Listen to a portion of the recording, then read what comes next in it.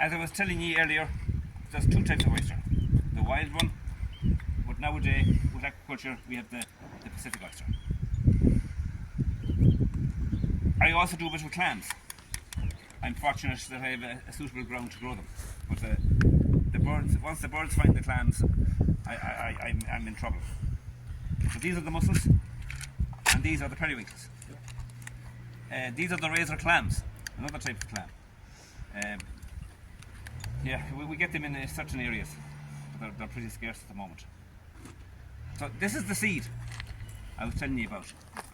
So when we go, this is how it all starts with the seed. Every spring, every April, I have to go to France, and we buy it at about that size, 8 millimeters.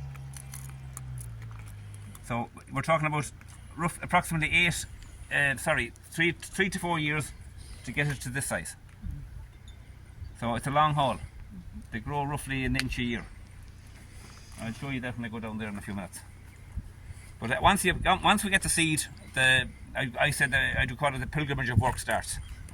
And if you don't do that, if that work or husbandry isn't done, what happens is they all grow into one another like this.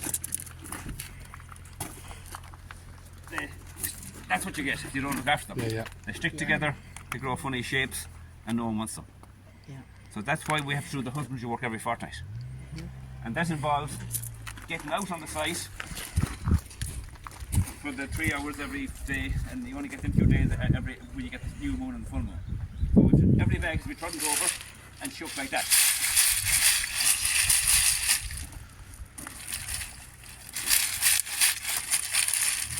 And by doing that, we're number one, we're putting all the fouling and all the green stuff to the bottom. How are we doing? You're welcome. But the most important thing is we're telling the oysters to stop putting on shell and put the goodness into the meat. Because if we let them grow and grow, they'll put all the goodness into the shell, and we'll have little or no meat. It took us when I started out doing this first, it was a learning curve.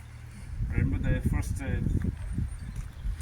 broker who came, he explained to me I wasn't doing my homework, he called it, and he explained it was like a hedge or a flower, a shrub. He said if you don't prune them, he said you won't have the meat content. So it took a while to get the message. What age are they? They're about a year and a half now, Gary.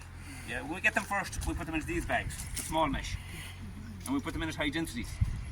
We put them in at about maybe 2,000 a bag, and then after three months, we put them into this size mesh, 9 millimeters. Yeah, and then as they get bigger, we put them into a 14. So we finish them off. Usually we start them off at 4, into a 9, and finish them off at a 14. Yeah, as we go down here, they get bigger. They're inter. We tie them on with the rubbers and the hooks. That's how they're all on these iron stands are called trestles. So we do weld these up, and then we lay it out, and they're interconnected with the rubber and hooks. And usually you have a man each side, and he opens this side, the other man opens that side, turn it over and shake. And that's the most important thing. At least twice a month if you could. What does the shaking do? It stops them putting on too much shell. Okay. And it's like pruning back a plant. By pruning, if we leave them alone, they'll grow all shell and no meat. Right. So the secret is to stop them. Tell them it's kind of hard to understand it, but by shaking them, they put on more meat and less shell. Shaking some sense of. Yeah, absolutely, absolutely. But if we don't shake them, as I said, that's what happens. So they get completely out of control.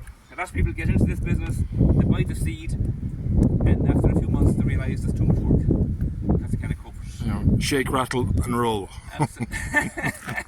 Correct.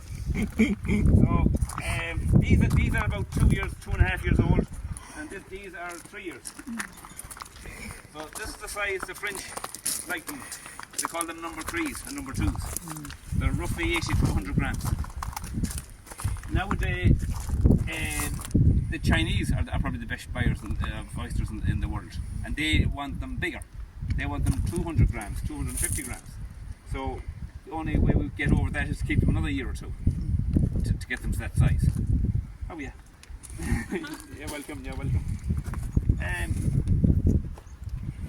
So it's a long haul. It takes 3 to 4 years, and if everything goes right, my biggest fear is maybe an algal bloom if the water gets too warm. Once it goes above 20 degrees, the oyster doesn't like it. I remember in '95 we got a real hot summer in Ireland.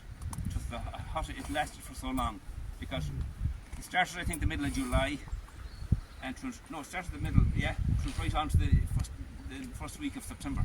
So we had 6 weeks of direct sunshine every day, and all the inner bays around us here got so warm, everything started growing and multiplying.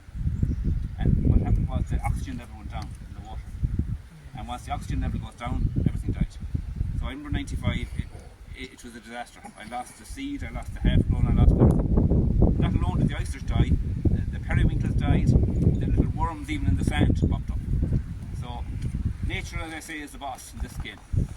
But it might never happen again, and it could happen next year. But with global warming and climate change, it's becoming a bit of a worry now. And that's why, as I said earlier, the French are coming over here now to grow these, because our waters are cooler, they're richer, and they're more sheltered. But the biggest and the most limiting factor now in this job is getting labourers to do the work. They don't like the back-breaking work every fortnight. And if you have it's not too bad if you have a small operation, but if you have a big operation with thousands of bags and you have only limited time to do it, it becomes very challenging. But my advice to people is to keep it small, and maybe, as I said earlier, a family situation, it works pretty well. So I'm going to go up now to the table and I'm going to open a few and let you taste them, and we'll go inside then.